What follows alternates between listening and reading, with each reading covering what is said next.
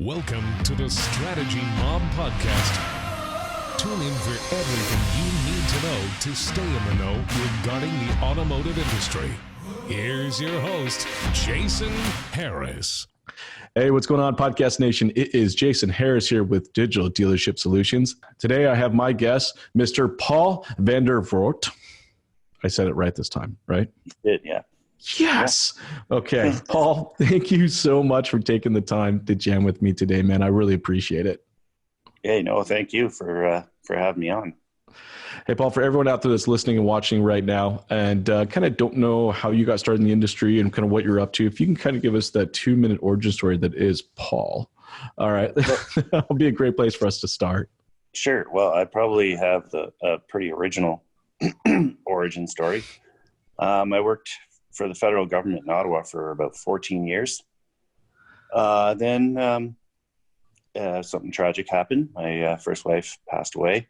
I won't get into too much detail there, but sorry to hear that. There was a lot of triggers there. So I upped and moved from Ottawa to just outside of Calgary in Strathmore, and found a job that was close by. And turns out I like it. So that's really. How long have you been in the automotive industry? I've been in the automotive industry for just under a year, and that's awesome. In sales period for just under a year. But honestly, it's any job is really, it's more or less the same. It's about, like you've said before, building relationships. Mm-hmm. Well, when you're in the government, you got to build relationships, but you're not selling a product. You're selling a policy or a guideline or a regulation, and you got to get buy-in from the people above you, and you got to get people around you that need to follow those guidelines and those policies to buy in. So it's really a lot. It's very similar, building those relationships. I think that's pretty cool. That's a nice correlation back and forth, because I was just talking earlier today with somebody where sales is just an exchange of perceived value, right? I mean, when you're in the government, when you're looking at a bill, it's just the perception of the value that brings is going to determine if that person is going to want to take action on it or not take action. And, selling a car is the exact same way. We want them to take an action on it. Well, they have to have a perceived value. The value doesn't necessarily actually have to be truth. It's just their perception of the value has to be there, right? Yeah. And I mean, with the government, you have different guidelines that are coming in, and you can't just say, here they are. They're people. You have to show them the value of it in order for it to work properly. So now we connected because really just kind of about content and creating video. And I remember you had some questions and you reached out to me, and just kind of spawned off from there. I know you've been on this journey of kind of creating your personal brand and creating content. Tell me a little bit about how that's going and how that started. Well, I'm really, really early stages. So, I mean, I tend to think, hey, why isn't anything happening? And then I remember it's only been like a month and a half, maybe, that I've not even, maybe 3-4 weeks of actually really trying to ramp things up and get into more different platforms. And I just started YouTube maybe a week ago, and I have 4 videos on there, But what I'm finding, at least from just kind of experimenting with the different platforms, TikTok, I have no clue what I'm doing at all. I'm just that's okay. Most people don't. Random stuff up there. Like, I'll take a handful of memes and make a slideshow and throw it up there, and it gets 900 views. I'll do the same thing, and it gets 0. So, dude, you literally bash your head into a wall trying to figure out exactly what engages, what doesn't. I'm curious. Now, why did you decide to start doing it? Well, the dealership I'm at, they sell about 45 vehicles a month, and that includes their house deals. And they everybody and their uncle sells cars there. Nice. The GM will have customers come in and speak with him, and they'll buy through him. So no sales guy gets a commission. The marketing / finance guy will get the odd customer, and he'll sell to them, and sales guys don't get a commission there. So and then the sales manager will have the odd friend that comes in, and then, so that'll be another house deal. So, I mean, so really your opportunity to try to create your own audience, there's very little leads that come in through the dealership. Okay. I mean, there's the odd one. I might get a sale every other month through it, and otherwise it's walk-ins. So I'm like, I got to do something. I'm averaging about 5 vehicles a month. So I was like, well, I need to do something to get this sorted out. Now, and of course, my general manager is following me on Instagram. So now I have to be careful what I put on there, because, and he's telling me, only post once or twice a week. We don't want to flood them with too much. So I'm like, okay, well, I'll just leave Instagram. I've bailed out on. I'll just play the game on Instagram, and I'll do what I need to do on the other ones. Once or twice a week. I guess me and him definitely want to get along with my 15 posts a day. He has no clue. So I'm like, okay, fine. I'll do what I'll just post the odd thing on there. And so Instagram, I won't try to do anything with Instagram, but I've got a Facebook group. I've got a Facebook page. I post at least a couple times a day on both of those. YouTube, I'm trying to, but I kind of backed off on the whole video thing. So I got to get myself back in that mindset of, hey, do some videos. Yep. TikTok, I do at least 3-4 times a day. And then LinkedIn at least once or twice a day. So. No, I think what it is when you're getting into creating content and you're getting into social media, right? There's 2 words in there. There's social, and then there's the media portion, right? So, we can talk about the media portion, then we'll talk about the social portion. On the media portion, it is super important to understand contextually what each network is about, right? And what you put out on each network is going to be different based on the audience that you're trying to target. I think there's a lot of salespeople will get into this and go, I'm going to make a personal brand, and I'm just going to start shooting some videos, and the up bus is going to roll up, and I'm going to get a bunch of customers. And that's not necessarily, that's not really the case. This is, I think in automotive we have a hard time grabbing onto this because we're so focused on kind of a 30-day cycle. We got to sell cars right now, but your branding efforts and the content you're putting out there, it's a long game. For sure. I'm definitely giving it a lot of time to play out. Like, I'm not thinking, okay, next month I should have 4 or 5 leads. It's something that's going to take time. Like, I'm also building my own personal Facebook. Yeah. And so like my personal goal for LinkedIn and for Facebook is to get over 1,000 connections on both of those, and not just randomly thrown out, hey, connect with me, friend me. Like, it's more strategic than that. When I'm thinking of content, it's, you want to increase your audience, right? But we have to kind of first identify who this audience is.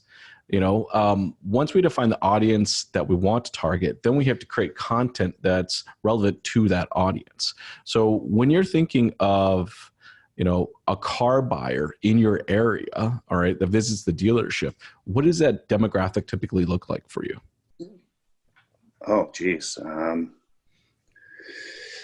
They're all over the map. Like, it depends. If they're local, it's a lot of old people. Okay. Well, there we go. All right. So there's an older demographic there. But I mean, we get people from Red Deer, from Edmonton, from Medicine Hat, from Bassano, from Brooks. And that's what I think it is that look, at the end of the day, I find that people when they get into the social media, they start creating media, they start creating content, right? Is that they're trying to be the everything and anything to everybody. Yeah. And, I stay in the automotive space. I stay in my little vertical. Yeah. And, could Could I easily kind of stretch outside of that vertical and talk about other places? I could, right? But I know who my audience is. I know that my audience are going to be sales managers and general sales managers and dealer principals and fixed ops managers and parts managers and service managers. Like I know this is going to be my audience.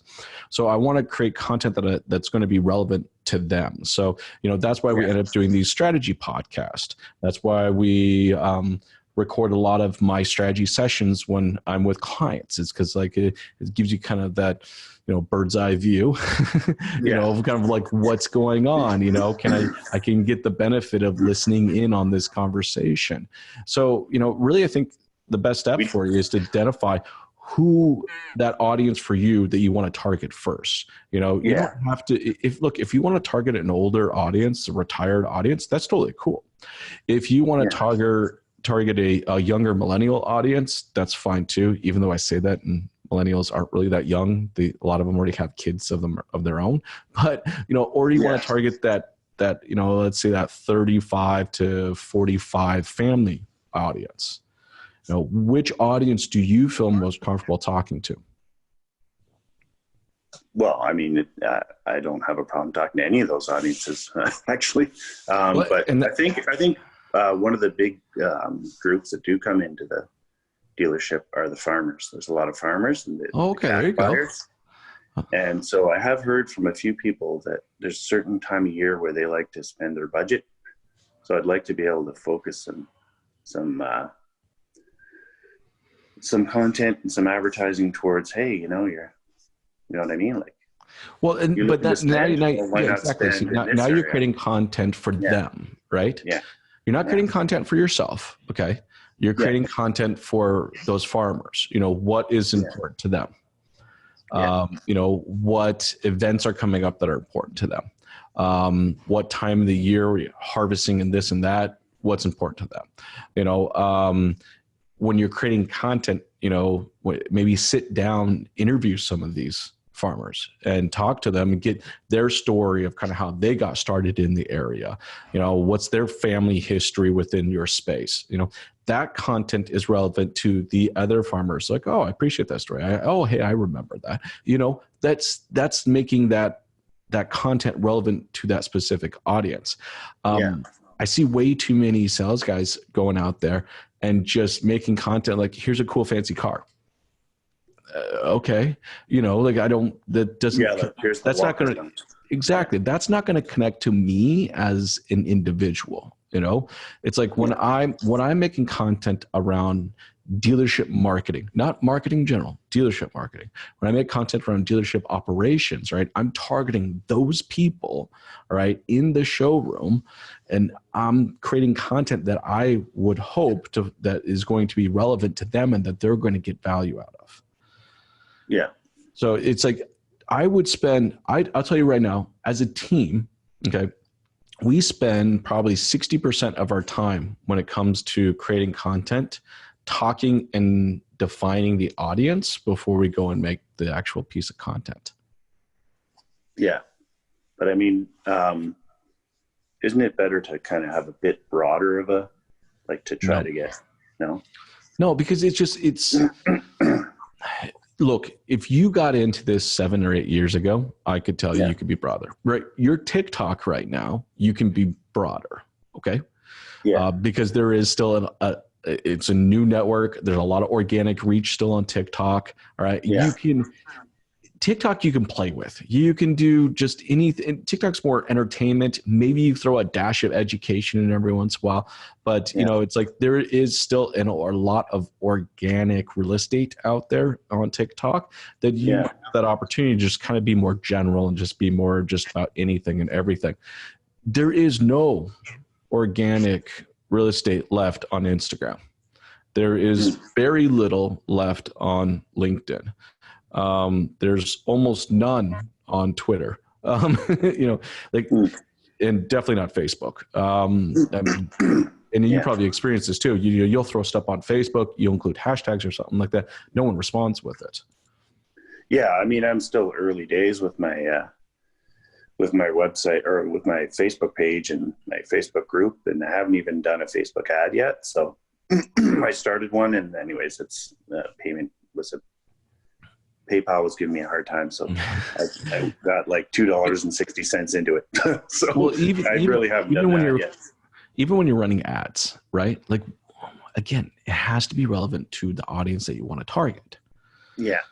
So if you're going to make, let's say that, using ads is a great way to deep dive into a audience without having to spend the time to organically build out the value for that specific audience, right? Mm-hmm. But if you're going to target families with 2 kids in your area that are behaviorally shopping for a car right now, right? That content better be super relevant to them as a family. Yeah. It has to be like, hey, this is, this SUV, in my opinion, is the best SUV for families with kids, between 10 and 15 years old. And today I'm going to show you why. Right. Yeah. And it's like, you literally go show them, how the hockey bags fit in there. Right. You show them, because you don't have to worry about car seats, because again, you're targeting all adults. You're going to show them how many children you can fit in the back seat. You're going to show them that how much cargo space there is for those family vacations and those road trips. Like you're going to make that content. You're going to make that piece of medium just for them, and then that's who you target with. Well, the other thing I was thinking, because over the last probably couple of months, our sales manager has been getting call after call after call for these vehicles we have, these 19 vehicles that we have that are used. Sure. That I guess nobody has. So like, that's not really targeting a specific group, but it's targeting, a buyer that's looking for that specific vehicle. So how would you go about doing an ad for something like that? Like, cause there's obviously a market for them, and we seem to be the only ones that have them, and he doesn't want to let them go. He just wants the people to find us. But I want to help those people find us. You know what I mean? You're thinking bottom funnel. All right. Social media has nothing to do with bottom funnel. All right. Okay. So, you're thinking like people first become aware of your product or solution. Then they either become interested in the product solution, right? Then they can, if their interest is deep enough, then they can enter into an actual buying cycle. And then even during that buying cycle, right, you have research, shopping, and then full on purchase mode. Okay. Yeah. So these are the people that are ready to buy. They just can't find what they're looking for. Yeah. Right? And that's not going to be a social play, right? Like that's, okay, if you want to get really, really specific, low to the bottom. All right. You're going to run some text ads on Google, that are literally 2019 Chevy Equinox, ST blue all-wheel drive. Okay. It literally, that's that long of a string of keywords. So you go into Google ads for that. Oh, 100%. Because it's a super low funnel. Like, you think about it. Like, if they've gone as far to literally identifying the product, all right? Yeah. They're completely aware. Oh, yeah. Other dealers calling, I want one. You have 3 of them. I want one of them. Exactly. And that's a tough audience, by the way. All right. Targeting that audience down here at the bottom, all right, is incredibly expensive and very difficult. Why? Because everybody targets this customer down at the bottom. Okay. Okay. Yeah. All right. When you think higher up in that funnel, all right, there are less people marketing to those people. All right. Your cost is going to be a lot lower, and you get to them first. You have the opportunity then to work them down through the funnel, right? If you're trying to compete down here at the very bottom, you're competing with everybody. Yeah. So that becomes really difficult. So you got to think of you're going to be building pieces of content just to make people simply aware of your product. Okay, it's cool. Yeah. More think of it like a did you know series. That's what I'd like you to do. Like, did you know, blah blah blah, right? Okay. Yeah. What's your favorite vehicle to sell right now? Oh, the one I just sold. Which was that? No, seriously though. I like selling the SUVs, but yeah, no, the last one I sold was an 09 Sierra, and I'm just joking, just because The next one I sold is the one I like the most. So. That's true. That's true. Yeah, but you like SUVs, but that's kind of more for you, right? Which Yeah. which SUVs do you like? Big SUVs, small SUVs? I like the Acadias and the Traverses. Okay, so you like something a little larger, right? 3 rows, right? Yeah. And I'm with you. I like big stuff. I like big cars. I like big SUVs. I like big trucks. You stick me in a little tiny, Equinox, I'm going to be really annoyed. Yeah. Well, my play with those usually is I sit in the back seat and I say, well, I fit. I'm 6 feet. Okay, so there you go. So it's like I like the extra room as well. All right, because that's where that's what you like, and naturally you're gonna have a little more passion because it's something that you particularly like. All right, you should start doing a Did You Know series. All right, about those vehicles. Now, understand that the Did You Know series is not going to drive a purchase to you. What it is going to make people aware. Okay. Yeah. Yeah. No, I think right now it's just about getting my name out there and getting more exposure and just getting people to follow you and to to look. You don't have to do social media to sell cars digitally. Okay, like that's a big misconception. All right. I have many dealerships right now that regularly are putting social media digital campaigns out there and do not actually do anything socially. So it's 2 totally different strategies. All right. You got your paid strategy and then you got your social strategy, and they are nowhere close to the same. Yeah. Well, that's part of too. Part of why my content is, I'm not up to like 8 to 10 is because I'm not just trying to pump crap out, right? I'm trying to put stuff that's useful and that's resonates and that's not going to be just garbage that I'm throwing out there. And also, the social part, right? I have to remind myself, hey, go in there and talk to some people, make some comments, Oh, you have to be social on social media. Not just go, great job, like actually make relevant comments, Well, so, you want to engage with. Have you used Twitter's search function at all? I am not even on Twitter. Okay, you should probably get on Twitter. Even if you don't tweet, okay, even if you don't throw anything out there, all right, Twitter's got a great function where you can actually search, all right, keywords like Acadia. If someone actually used that word in one of their tweets in your local area, okay, now you can actually engage with them on something they may have said about the Acadia. Maybe someone just tweeted out, hey, is anybody driving the new Acadia? What do they think of it? It's like, oh, crap, there's an opportunity for you to engage. Yeah.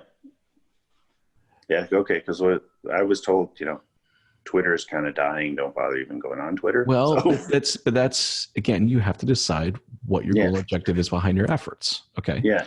So like I'm always balancing out my efforts between customer acquisition and branding. Okay? Yeah. Like I know that my branding over here, right, will bring me the opportunity to speak to new customers, right? But I don't expect that to convert people, right out of the gate. All right. I expect that to be a long-term game. So it's like I got a short-term strategy and I have long-term strategies always running simultaneously.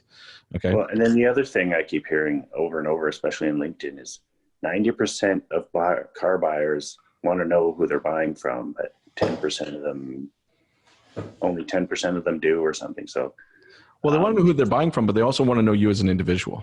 All right. Yeah, that's what I mean. Like so your brand. Well, let's talk about your brand. Let's talk about your brand for a second. Okay. Your brand is not being a car salesman. No, it's not. Right. No. What? Give me a couple. What are some of your passions? Well, I love movies. I do too. I'm a big movie junkie. Like there are people that say love movies, and then there are people that Star Wars, Star Trek, those ones, DC, all those kind of movies. The big blockbuster ones that you got to see in 3D IMAX kind of thing. Now, do you get deep though into the storylines where you're able to like identify certain nuances where like, one of the Marvel movies, they made reference to this, which is really talking about what's going to happen in the next series. Like, do you get deep into it? You mean like the Easter eggs and stuff? Yeah. Yes. A little bit. Yeah. See, you should be making that's where one of your passions are. And that's where kind of your brand, your personal brand should really be kind of coming from. That's what you should be talking about on a regular basis. People are going to be able to connect to you on a human to human level based on what your passion is. My passion is operations and marketing. Like it legitimately is, right? My family hates it. My friends hate it. Like I'll go out, just for a night out with some of the guys, and we'll be in a restaurant, and I'm like, did you guys just see what happened there? Like, did you see what that manager had to do to talk to that waitress to make sure that bartender got this? Did you see that operations just play out right now? That was amazing. They hate it. They're like, this is the most boring thing in the world. But that's just what I'm passionate about, right? Yeah. Dude, the same thing. And you got to be putting out content about Star Wars and Marvel. I'm serious. So that's how people will connect with you in person. But they know your profession. Personal Facebook page? Dude, do it on all of them. You don't think that there's going to be Star Wars and Marvel fans on LinkedIn? Of course there will be. Do it everywhere. Do it on Instagram, do it on Twitter, do it on LinkedIn, do it on TikTok. Dude, it's your passion. That's what you enjoy doing. So that's how you're going to create a brand. That's how you're going to connect with other people, right? That's going to be why people are going to want to connect with you. They're going to want to connect with you on your passion. Now, they'll know that you sell cars. That's great. Right. But as they connect to you on a one-to-one person level behind your passion, right, when they're in market and ready to buy a car, who do you think they're going to want to buy a car from? Someone that they've already made a connection with. Yeah. Yeah. Dude, I can guarantee you're in Ottawa. No, sorry, you're not in Ottawa. You were in Ottawa. You're out in Calgary. Right near Calgary, yeah. Right near Calgary. I can guarantee you in your local city right now, there are some Marvel and Star Wars fans. Oh, yeah. Okay. You should bring them together. I know this sounds crazy, but I'm being dead serious about this, right? Like you should host a Star Wars event at the dealership, and you should invite all local Star Wars fan to come down. I'm being totally serious, right? Allows you to connect with those other people in your area that have the same passion as you do. Yeah, yeah. I'm actually getting into Star Wars a little bit myself right now. I got a Star Wars poster on my wall in my office. Yeah. Did you watch this series they did? What was it about the bounty hunter? Oh, Mandalorian. Yeah, Man, I haven't that watched was it all awesome. yet. Okay, I won't give you. I think I'm only like halfway through the first season or something. Dude, it was awesome. Like right now, because you're a Star Wars and Marvel fan, every single piece of your content for the last month should have been how Disney Plus came out and how Disney Plus is the most amazing thing in the world. And you have all the access to old Marvel stuff, new Marvel stuff, old Star Wars stuff, new Star Wars stuff. You have all the different segues and breakoffs and all that stuff in one place. Like, that's what your content should be about. And then people are going to want to connect with you because they're going to see, oh yeah, that's really cool too. Yeah, it seems counterintuitive to not talk anything about cars. Yeah, but that's what you do for a living. That's fine. Yeah. Like that's just what you do for a living, right? That's what your passion is around that. You're going to make connections around that, right? Those people are going to need vehicles. Those people have friends. Though they have family members, they have coworkers, all right? They're going to be at work one day. Someone's going to say, oh, I'm looking for a new Acadia. I'm thinking about buying one of them. Oh, look, I know this guy online. He's really super cool. We've connected a few times. His name's Paul. He could totally help you out. The dealership's just on the other side of town. So should I be creating a different Facebook page? Because, my Facebook page is Quality Drive with Paul. That has nothing to do with Star Wars. Nothing to do with Star Wars. And then it should be a Star Wars page. Vehicle solutions, So it should be a Star Wars page. Yeah. Because it's like now look, I've seen this go the other way, right? I've worked with salespeople in the past where like their passion is the cars. And it's like they're so passionate about GM products that, they could tell me every single pickup truck built from 1952 to, 1998. It's like I had someone the other day, literally telling me the gear ratios on a GM Cyclone. You know what a Cyclone is? No. It was a pickup truck that they built. That was like a stupid, crazy pickup truck. It was like a turbocharged or twin turbocharged. inline six or something. I can't remember what it was, but this guy knew everything about this thing. And it was just like, you could tell that this guy just bled blue. He just GM blue. That's what he was. Right. And, but that was his passion. So when he was talking about this truck that was built, I think in the late 80s, you know, and it was just this incredibly overpowered truck. And there still hasn't been a truck today that kind of represent, I didn't even know about this thing. I was like, okay, now I'm interested. Right. But the way he was talking about, the way he was coming out, it's just that was his passion. He could talk about cars literally all day long, especially GM cars. He could talk about it all day long and people could be entertained and they can connect with him on that same passion. Yeah. It is totally okay that your passion is not selling cars, right? That's what you do for a job, all right? And you're passionate about your job and your career. You should put some content out there from time to time. But what really gets your juices going is Star Wars and Marvel. And that's nothing wrong with that. Yeah, no, I mean, I still love selling cars. I just wish I could sell a few more, right? Yeah, dude, you should be Paul the Jedi. You should get a business card, literally, that says Paul the Jedi. Well, run with it. It's you, yeah. Right? It's unique to you. That's just you and your brand.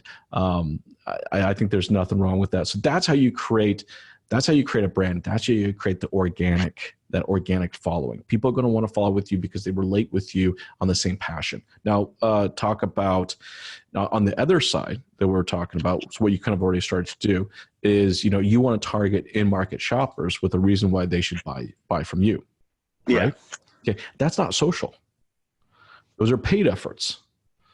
Right? You should have, even as a salesperson, you should have some level of paid efforts out there targeting, all right, why someone should buy from you. Now, we'll talk real quick. Why does a customer actually buy from a dealership? You know, there's 3 reasons why someone ultimately makes a decision to purchase from a specific location.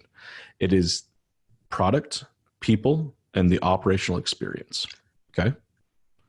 That's if you're focusing on creating content around people that are in market, you should create content around those 3 things: product, people, and operation experience. Now for people, it's you as a person, right? Yeah. All right. Your operational experience, your dealership may have not defined what their operational experience truly is to the consumer, but you as an individual can come out and define what your operational experience is. You know, you could run a paid ad against people that are actively shopping for GM vehicles. All right. And you could call it's like, you come to me because you're going to get the Paul experience. Well, what's the Paul experience, right? Now in this 30-second or 45-second video, you get to tell me as a consumer what the Paul experience is or the Paul difference, right? Or so a quality experience, like I named myself. Okay, well, there you go. I like that one too. That's perfect. Yeah. That's absolutely perfect. That's all my handles. It's all quality experience. So. But that's your acquisition strategy. So you got an acquisition strategy and you got a branding strategy. Definitely don't confuse the 2. Okay. You know what I mean? That's what I've been doing. Dude, it's okay. I think most people do. And that's actually why we wanted to do this podcast, right? Because look, you're not the only person out there trying to figure out this crap. Yeah, exactly. Yeah. So, you know, that's what I would push you to do, man. Now on the social side, that we talked a lot about the media side, right? Now we're talking about the social side. What are you doing socially right now? You mean like socially on social media or just socially in general? How are you being social? Oh, I interact with most of my Facebook friends. I'm always commenting on LinkedIn or on in my groups or in my Facebook page. Obviously, regularly posting. My own personal one, I don't normally post anything about cars. Not directly. I'll post memes. So let's talk about being social then. Like a crappy car and say, how much is my car worth? Well, to be accurate, I need to know how much fuel's in the tank. You know. Yep. Yeah. Nice. Sorry, what was the name of the city again where you're at? Strathmore. Strathmore. Okay, I was thinking something else. Okay, so it's Strathmore, right? Yeah. You know, how big is the city of Strathmore?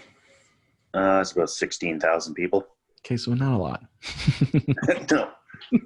Not a lot. Let's just say that, but because the makeup of it, it gets a lot of people from neighboring towns.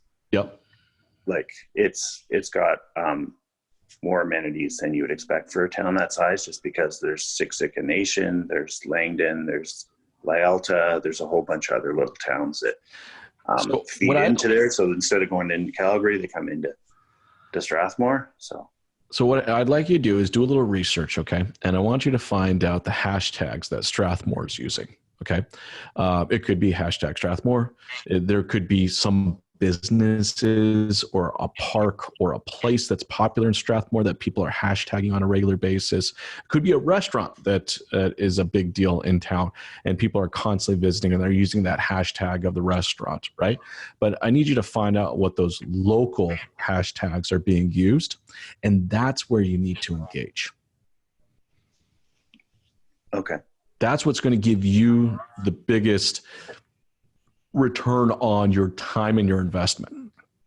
So like search on Facebook for those. Yeah. Give me a name of is there a place? Is there a restaurant? Is there a park? Like what? Well, I don't know Strathmore. Tell me what's big in Strathmore.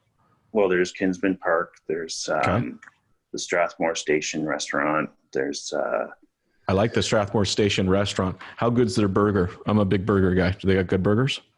They have really good burgers, really good steaks. Yeah. Yeah. See, I'd be willing to bet you that you could probably go online right now and find people that have been hashtagging or posting about the Strathmore Station. Is that what you said? Yeah. Yeah. The Strathmore Station, it's like a play on like a train station. They have like a caboose there or whatever. Okay, you totally need to do some video content about that as well. But the park, is this a provincial park or is this a local park? It's just a local little gathering area. They're actually building their brand new municipal building right beside it.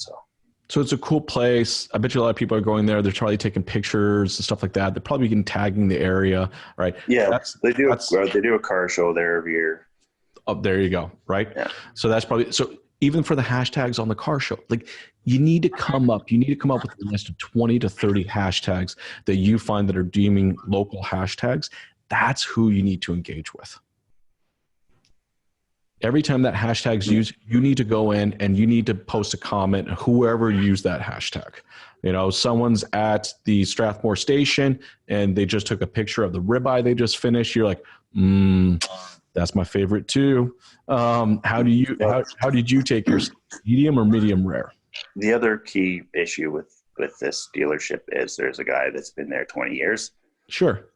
And everybody knows him. Someone drives on the lot. Oh yeah, I deal with Chris. You know. Okay, well you can now. I'm telling you, been there 7 years, and he's like, oh yeah, it's either Chris or it's Pat. You know. So you can dude, you can do it. Socially, you can kick their butts. 100%. I'd be willing to bet you in 12 months, if you commit, all right, to really tracking those hashtags, being a part of those conversations, all right, they're going to know you in that local town. There's 16,000 people, right? You need 16,000 people to know who you are. Yeah. Right? To do so, you need to engage with them. Yeah. And let's say not all 16,000 are going to be on social. Let's say 6,000 of them are social. Okay. I'm being conservative there. Okay. Let's say 6,000 of them are on social, right? Those are the 6,000 people that you need, that you need them to know that you exist. Because I've been using YYC in Calgary to try and get it broader. Because just thinking, I was thinking Strathmore's too small. I need to convince people to come out to Strathmore. But it's funny you say that, because you just told me how these other guys, one's been there 7 years, the other guy's been there 20 some odd years. All right. They're literally doing majority of the business because people know who they are. Yeah. And they have that long standing relationship with them. Well, they have a relationship with them, right? We don't know necessarily how good that relationship is. That's why you need to be online. You need to be engaging with the people in that area socially, right? So that they're completely aware of who you are and what you do for a living. Yeah. So each one, when you post in your comments, what you're doing is you're just trying to connect with the person, right? Someone posts a picture of the steak they just had. All right. You're not going to go in there and say, oh, by the way, I'm a car salesman. No. I want people to know who I am and what I do and have it go. Oh yeah, there's Paul. Oh yeah, no, he sells cars too, doesn't he? Paul, Yeah. you know, I want people to think that Paul's everywhere at one time. Socially, Paul's all over the place. Like, did you see this Paul guy? He posted on my comment. Oh yeah, you know, he posted on my comment too. Like, Yeah. you have to engage. Social is about engagement, but it's about local engagement. People still think of social as just being like this big monster global thing. It is, but that's not what the original design was. The original design was to bring local communities in closer with each other, you know, just at a faster pace with more technology. Yeah. Yeah, that's what you got to do. I'm just trying to think what else I got for you. Yeah. Well, originally it was a university project, wasn't it? Facebook. Yeah. Oh, and again, it's about community. It was for use, right? Connecting universities. Dude, it was just about community. That's all it was, right? It was just connecting people locally together with technology. Yeah. Right. But for some reason, people think of social media today as being this global play, and it's like I have to have 500,000 followers to make a damn difference. You don't. Yeah. Yeah. No, I don't. I don't see any point in having somebody in India following me. It doesn't make any sense. It's not going to. It's not. That's not your business, right? No. You know, I mean, your business is selling cars in Strathmore. Yeah. You know, you got to connect with the Strathmorians. Does that sound right? let's just not say what they are. Okay, fair enough. You can get some pretty bad names like Strathmorons. No, we don't think they are. But I also think you also have young kids as well, right? Yeah, 9, 10, 11, and 15. So there's schools, there's sporting events, all right? There's a lot of that's going on as well, right? I can guarantee you there's hashtags that are being followed and used for those as well. Yeah. You know, connect with those people. You know, look, before social media, you had to literally go out and do this hand to hand. Now with social media, you can literally do it in your PJs. You can make these connections in your PJs. Yeah, because it's pretty hard to get out there when you got that many kids, get out to all these events and stuff, right? So. It is. Yeah. Hey, Paul, I know we're getting to the end of our time. I hope this was helpful, man. Was this good? It was, yeah. No, because, I was kind of doing not the branding, the other one there, and trying to make that my branding. The acquisition side. So you got branding. You're gonna have a branding strategy, which is your Star Wars and Marvel, all right. And then you're gonna have an acquisition strategy. And your acquisition strategy is probably gonna be more paid efforts. Okay. Yeah. But the acquisition on the paid side is going to be creating content that's relevant to that individual. All right. Yeah.